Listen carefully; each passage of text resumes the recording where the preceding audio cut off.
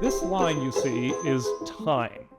We're dropped on this timeline when we are activated, when I see something or I hear something that I interpret as threatening.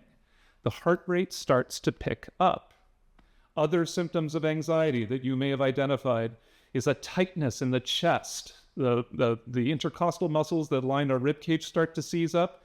The striated muscles in our shoulders, muscles that are under our conscious control, those start to seize up. Smooth muscles like our gut, which we don't have conscious control over, that also starts to move around. I start to feel butterflies, or I have a sense of nausea. Folks notice pupils dilating. Some people get a little flushed as their temperature changes in the bodies and the capillaries dilate. Some people can get redder ears or in the throat. Bariatric pressure actually changes in the throat while our mouth starts to dry out, which is why people tend to raise their voice when they're communicating and they're stressed, is we actually have to push more air out to be heard. These are physical symptoms of anxiety. And now if we look at this timeline, we're being activated by this stress. Notice that halfway through the timeline when we're super activated, then suddenly there's a drop-off. This point we're going to call the point of resolution. Either I'm using the skills we're talking about in a moment to protect myself, or I'm using communication skills to resolve the issue, that whatever is activating us is removed. It's the end of my shift and I'm going home, or it's resolved. I'm using skills to deal with it. And you notice that we drop fairly quickly. The heart rate doesn't return to normal. It actually dips a bit below normal. There's a bit of a refractory period. The body is physiologically suppressed. We call it relief. My heart rate's actually beating a little slower. And then, notice what's happening on the right side of this graph. When I think about it later, I become activated again. I'm starting to feel those symptoms of anxiety, even though I'm not having any, the activator is not in front of me. I come home, my family member says, "Hey, how was your day?" And I respond, "You know what? I had to deal with Roy today." "You know what Roy did?" My voice starts to go up, my jaw is clenching, I'm having symptoms of anxiety. Those of you with pets in your life, pets are very sensitive to tone. They can be great biofeedback mechanisms for you. The cat slides under the couch. The dog leaves the room. They know you've had a stressful day even before you've articulated you've had a stressful day. So we have these symptoms of anxiety and stress. And the exact same time that this is happening in our body, there's an inverse relationship in our ability to problem solve. Our cognitive capacity to think about what am I going to do, how am I going to take this complex situation and navigate my way out of it, that ability gets restricted.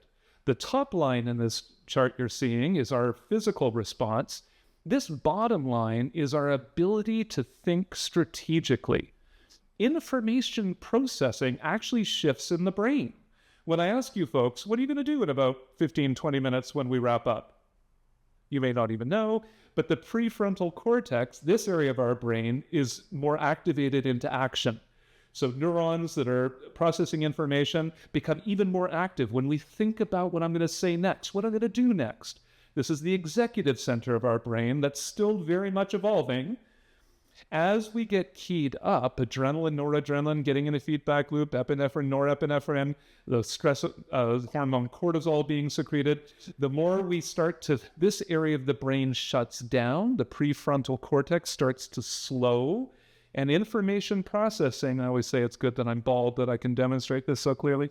The information processing shifts to the back of the brain. This is the hind brain, the old brain. We have such flattering names for it. This is our evolutionary artifact. There's a gland back here called the amygdala.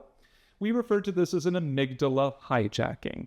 Just when I need it most, I'm most stressed and anxious, my ability to problem solve drops, leaving me with any combination of those two choices, fight or flight.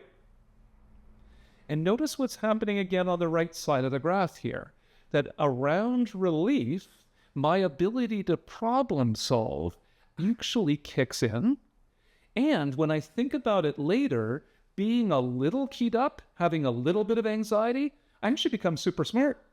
I'm actually able to process information more quickly. Each one of us has a different threshold, but here's an example. Those of you who are caffeine drinkers, who have your coffee or your tea in the morning, You know that until you have your cup of coffee or tea, you may not be thinking as clearly. Caffeine is a stimulant. So having a little bit of a chemical stimulant elevates you in being able to think more clearly. But there is this threshold, and everyone has this different threshold. Try drinking, 40 cups of coffee and tell me how clearly you're thinking. Once we hit our threshold, the brain leaves the building again.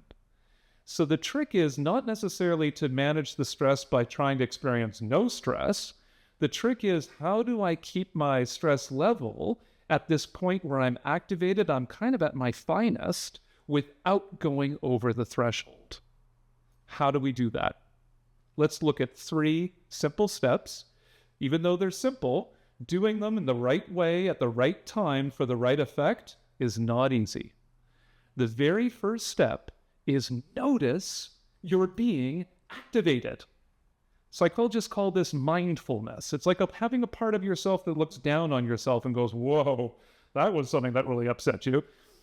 Notice that you're being activated. Everything in the rest of this workshop hinges on that moment of catching yourself going, there it is. That's the activator. Notice you're being activated, and the moment you notice, force oxygen into your body. You're having a chemical reaction, a physical reaction of hormones in the body. You need a chemical intervention. Breathing oxygen interferes with adrenaline and noradrenaline getting in a feedback loop. Epinephrine, norepinephrine getting in a feedback loop. If you're ever in an accident, one of the first things an ambulance attendant's going to do is put a tube of pure oxygen up your nose. Oxygen has a chemical effect in reducing that physical experience. Try it with me right now. Take a few deep breaths. Hopefully you're not too keyed up. But even the low-grade stress you may have just moving about your day, take a few deep breaths. Put your hand on your tummy. Diaphragmatic breathing is best. Your diaphragm is a muscle here. Your rib cage is relatively fixed. It needs to expand out to create the space. Just a couple of deep breaths, you may notice a bit of a blunting experience. That's what we want. It doesn't take it away. We just want it blunted a bit because you're still going to be a little keyed up, but we just don't want you to go over the threshold. Keep breathing. Notice you're being activated. Force oxygen in. Breathe deeply. The next step, we've been doing this now for our bodies. We need to have some type of cognitive intervention, something we're doing inside our heads to manage the stressor. This is a phrase from a researcher whose last name is Hayden Elgin. Suzette Hayden Elgin, Haden-Elgin. She's written a great little book called How to Disagree Without Being Disagreeable. This is her phrase: refuse the bait. No matter what the activator is, you show up in the healthcare environment, the doctor has their voice raised, the nurse has their voice raised, and you're already sensing the tension. Notice you're being triggered. Force oxygen in. And Hayden Elgin says it's a bit of a subtle shift. It takes a little bit of practice where you say to yourself, that's really good bait, and I'm not going to take it. Bait being like a worm dangling on a hook, and you're a very hungry fish. But you know if you lunge at that worm, you're going to be yanked out of the water and filleted for dinner, metaphorically speaking. So this all will need to happen within, after some practice, a split second where you notice you're being activated, you're getting oxygen in, you're refusing the bait, and that only works to refuse the bait when you know what you're going to do instead. Rather than going to fight or flight, what am I going to do? You're going to act your strategy.